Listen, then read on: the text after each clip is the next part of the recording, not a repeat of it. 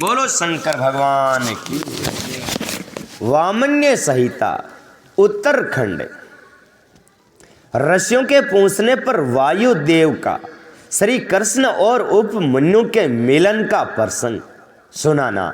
श्री कृष्ण को उपमन्यु से ज्ञान और भगवान शंकर से पुत्र का लाभ। अब कृष्ण भगवान आए उपमन्यु महाराज। सोजी कहते हैं जो समस्त संसार चक्कर से परिभ्रमण में कारण रूप है तथा गौरी के युगल उरोजों में लगे हुए केसर से जिनका वृक्ष सतल अंकित है, उन भगवान उमा वल्लभ शिव को मैं नमस्कार है। उपमन्यु को भगवान शंकर की कृपा प्रसाद के प्राप्त होने का प्रसंग सुनाकर मध्य काल में नीति नियम के उद्देश्य से वायुदेव कथा बंद करके उठ गए। तब नैमिषारण्य निवासी अन्य ऋषि भी अब अमुक बात पूछनी है ऐसा निश्चय करके उठे और प्रतिदिन की भांति अपना सात्विक लिंग नित्य कर्म पूरा करके भगवान वायुदेव को आया देख फिर आकर उनके पास बैठ गए और नियम समाप्त होने पर जब आकाश जन्मा वायुदेव मुनियों की सभा में अपने लिए नीचे ही उत्तम आसन पर विराजमान हो गए, शोक पूर्वक बैठ गए। तब वे लोक वंदित पवन देव परमेश्वर की श्री संपन्न विभूति का मन ही मन में चिंतन करके इस प्रकार बोले। मैं उन श्वेत्र और अपराजित महान देव भगवान शंकर की शरण लेता हूँ जिनकी विभूति इस समस्त चराचर जगत में रूप में फैली हुई है।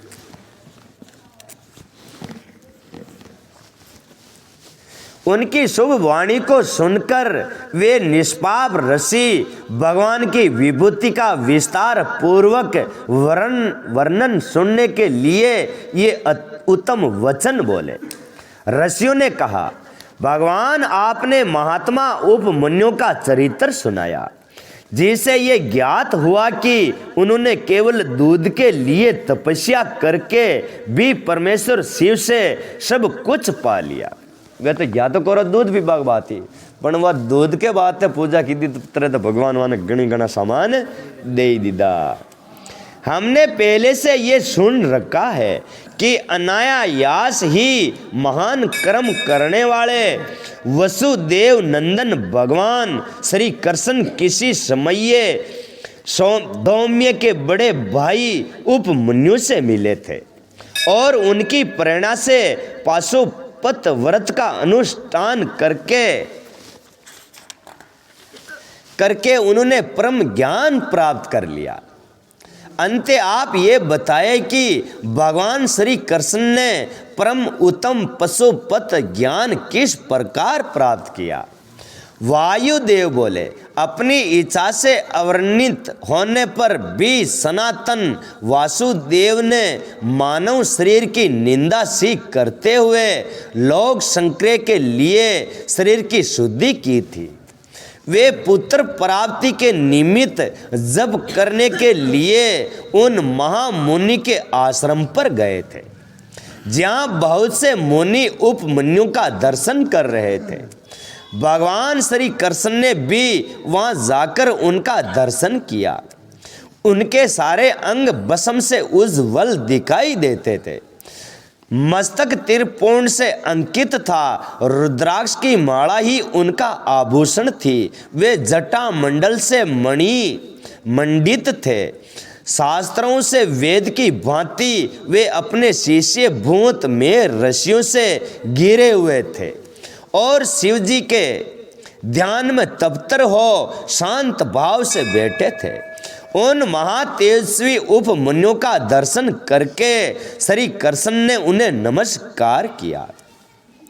उस समय उनके संपूर्ण शरीर में रोमांच सा हो आया। श्री कृष्ण ने बड़े आदर के साथ मुनि की 3 बार परिक्रमा की।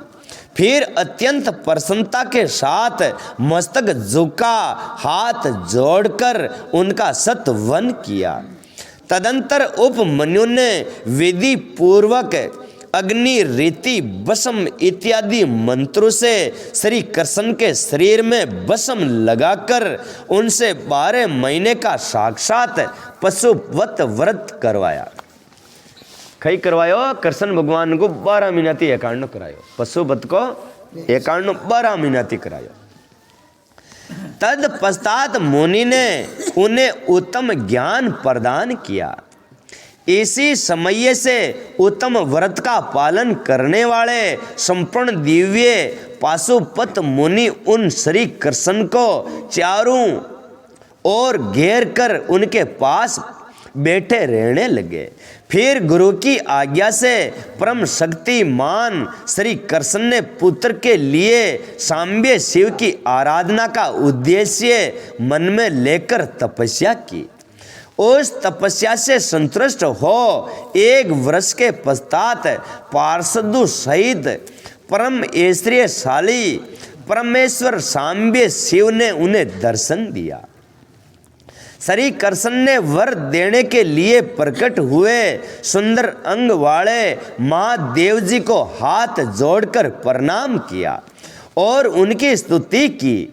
गणों सहित सांबे सदा शिव का सतवन करके श्री कृष्ण ने अपने लिए एक पुत्र प्राप्त किया।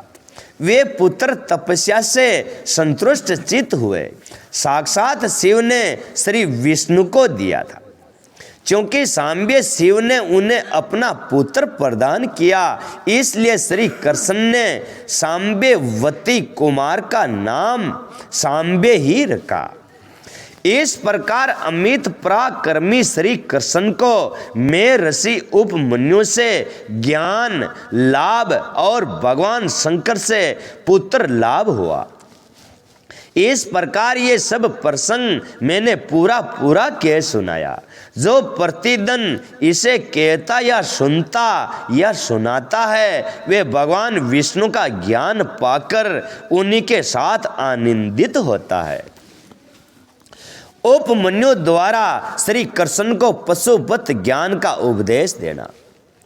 ऋषियों ने पूछा, पशुपत ज्ञान क्या है? भगवान शिव पशुपति कैसे हैं? और अनायास ही मान कर्म करने वाले भगवान श्री कृष्ण ने उपमन्यु से किस प्रकार प्रसन्न किया था? वायुदेव आप साक्षात शंकर के स्वरूप है, इसलिए ये सब बातें हमें बताइए। तीनों ही लोकों में आपके समान दूसरा कोई वक्ता इन बात को बताने में असमर्थ है। सूजी कहते हैं, उनमें ऋषियों की ये बात सुनकर वायुदेव ने भगवान शंकर का स्मरण करके इस प्रकार उत्तर देना आरंभ किया। वायुदेव बोले, मैं ऋषियों पूर्व काल में श्री कृष्ण रूपधारी भगवान विष्णु ने अपने आसन पर बैठे हुए मैं ऋषि उपमन्यु से